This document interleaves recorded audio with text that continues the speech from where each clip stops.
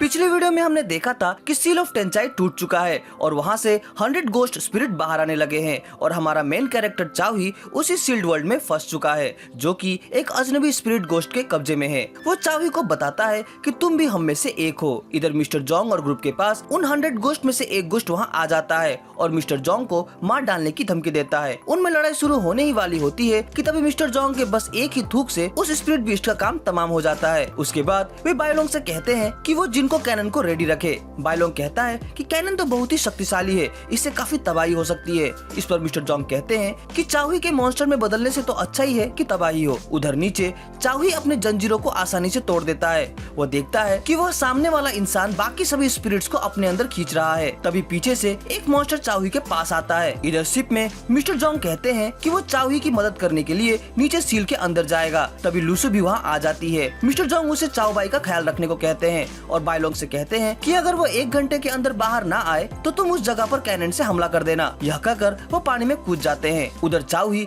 पीछे खड़े मॉन्स्टर को एक ही बार में खत्म कर देता है। फिर वह आदमी चावी पर अटैक करता है। चावी इससे बचने की कोशिश करता है। फिर वह चावी से खुद को इंट्रोड्यूस करता है। उसका नाम है सेन हुजी और वह चावी को अच्छी तरह से जानता है। वह उसे उसके रियल नेम से पुकारता है जो कि है वेंग हैंग। ये सुनकर चावी चौंक जाता है। वह इंसान स्पिरिट की मदद से चावी को जकड़ने की कोशिश करता है। चावी का शरीर अपने आप ही उन स्पिरिट को अपने अंदर खींचने लगता है। इसे देखकर चावी घबरा जाता है। उधर मिस्टर जोंग सील की तरफ जाने लगते हैं लेकिन वहाँ उन्हें कुछ एनिमी रोक लेते हैं जो कि उससे लड़ने को तैयार है। इधर चावी का शरीर वहाँ की सारी स्पिरिट को अपने आप अंदर खींच रहा होता है। हुजी इसे देखकर काफी खुश होता है और कहता है कि इन सभी स्पिरिट को अपने अंदर समाकर तुम अपने वास्तविक और शक्तिशाली रूप में आ जाओ और फिर से हमारी टीम में जुड़ जाओ। तभी चावी के शरीर में एक धमाका होता है और जब धुआं छटता है तो वह अपने वास्तविक स्वरूप में वहाँ से बाहर निकलता है। इधर मिस्टर जोंग और उन एनिमी के बीच काफी लड़ाई होती है और अंत में मिस्टर जोंग उन्हें हराकर सील के अंदर जाने लगते हैं। उधर वूजी चावी का उसके नए शरीर में स्वागत करता है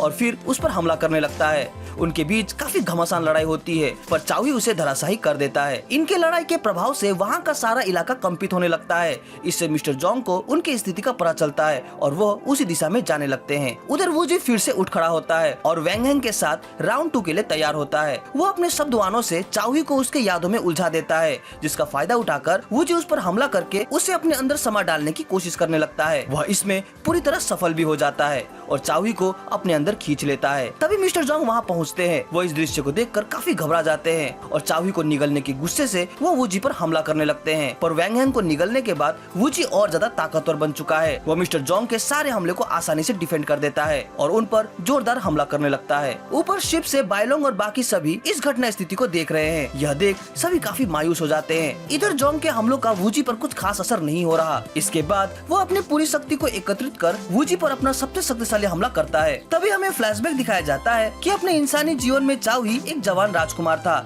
जिसकी अभी अभी अपने एक बहन का जन्म हुआ था। जब रानी अपने बच्चे को निहार रही होती है तभी उसकी नौकरानी से उसे पता चलता है कि पूरे इलाके में यह खबर फैली हुई है कि प्रिंसेस के अंदर फॉक्स स्पिरिट का साया है और लोगों की मांग है कि उसे जल्द से जल्द मार दिया जाए। पूरा देश राजकुमारी के प्रति विरोध प्रदर्शन में लगा हुआ है और उसे मारने के लिए गुट बनाकर लोग निकलने लगते हैं।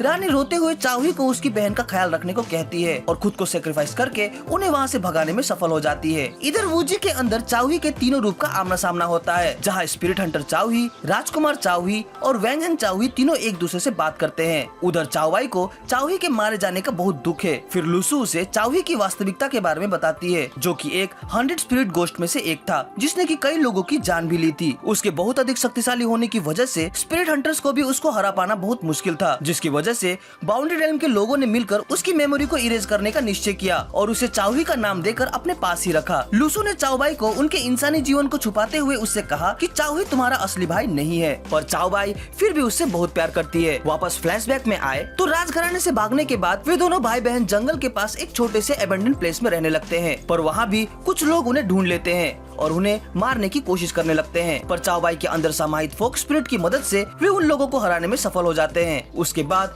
वे इसी तरह एक जगह से दूसरी जगह छुप छुप कर अपना जीवन बिताने लगते हैं। एक दिन चावी चाओबाई को खाने के लिए एक बन ला कर देता है पर चाओबाई बन खा खा कर उब चुकी है। इस पर चावी खिलौने के जरिए उसका ध्यान भटकाने की कोशिश करता है पर चाओबाई उस खिलौने से भी बोर हो चुकी है। वो चावी से कहती है कि पास ही लगे ऑटम फेस्टिवल से वो उनके लिए कुछ खाना ला सके तो उससे काफी खुशी होगी। अपनी बहन की इच्छा पूरी करने के लिए लिए चाओही वहाँ चला जाता है, लेकिन उसके जाते ही लूसू वहाँ अपने स्पिरिट टीम के साथ पहुँचती है और उस फॉक्स स्पिरिट को चाओबाई के शरीर में ही कैद करके चाओबाई की बॉडी को उन विद्रोहियों के बीच ले जाती है, जो कि चाओबाई को मारकर उस फॉक्स स्पिरिट को भी खत्म करना चाहते हैं। जब चाओही वापस खाना लेकर आ रहा होता है तो उसे पता चलता है कि उसकी बहन को उन विद्रोहियों ने पकड़ लिया है और वो उसे मारने जा रहे हैं। यह सुनकर चाओही दौड़कर घटना स्थल पर पहुंच जाता है। वह देखता है कि चाओबाई के हाथों और पैरों को बांधकर बीच सड़क पर उसे रखा गया है। उसके शरीर से वो फॉक्स स्पिरिट भी बाहर नहीं निकल पा रही। हंटर्स भी इस पर चाओबाई की कोई मदद नहीं कर सकते। चाओही के आंखों के सामने ही उसकी बहन को रस्सियों से खींचकर चीर दिया जाता है। चाओही से यह देखा नहीं जाता। जब वो अपनी बहन के पास जाकर उसके कटे हुए सिर को देखकर रोने लगता है, तभी वहाँ के लोग उसे भी पीछे से वार करके उसकी जान ले लेते हैं। इधर वूजी के अंदर चाओही यह जानकर चौंक जाता है कि स्पिरिट हंटर्स ने उसके अंदर वैंग हैंग के स्पिरिट को सील करके उसे केवल टूल की तरह इस्तेमाल किया है। वैंग हैंग उसे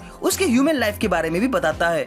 इसे सुनकर वो और अधिक दुखी हो जाता है। इधर 1 घंटे से भी ज्यादा समय हो जाने की वजह से लूसू बाइलोंग को कैनन से समुद्र पर हमला करने का आदेश देती है, पर चाओबाई उसे कुछ और समय की भीख मांगती है। उसे अभी भी अपने भाई के जिंदा वापस आने की उम्मीद है, लेकिन जब लूसू इसे नहीं मानती और उसे थप्पड़ मारकर उसे भूल जाने को कहती है, तभी चाओबाई खुद ही अपने भाई को ढूंढने के लिए समुद्र में कूद जाती है। उधर वूजी के अंदर वैंग हैंग के तानों से चाओही बहुत गुस्सा हो जाता है और उसे मुक्का मारने की कोशिश करता है, पर वैंग हैंग के सामने उसके सारे प्रयास सफल कैसे हो पाते। चाओही काफी निराश हो जाता है। वह सोचता है कि हर दुनिया में लोगों ने उसे केवल धोखा ही दिया है, उसे दुख पहुंचाया है, उसके साथ बहुत बुरा किया है। उसका दुख क्रोध का रूप लेने लगता है और वह यह निर्णय लेता है कि इस दुनिया को अब इसका हर्जाना भुगतना पड़ेगा। तभी चाओही और वैंग हैंग पुनः एक हो जाते हैं और उनकी शक्ति इतनी बढ़ जाती है कि उधर वूजी बहुत अधिक तड़पने लगता है। चाओही वैंग हैंग के रूप में वूजी के शरीर को चीरकर बाहर निकलता है और मिस्टर जोंग के सामने आकर खड़ा हो जाता है, जिसे देख मिस्टर जोंग काफी घबरा जाते हैं और यह सीजन यहीं पर समाप्त हो जाता है। उम्मीद करता हूँ कि आपको मेरा यह एक्सप्लेनेशन अच्छा लगा होगा।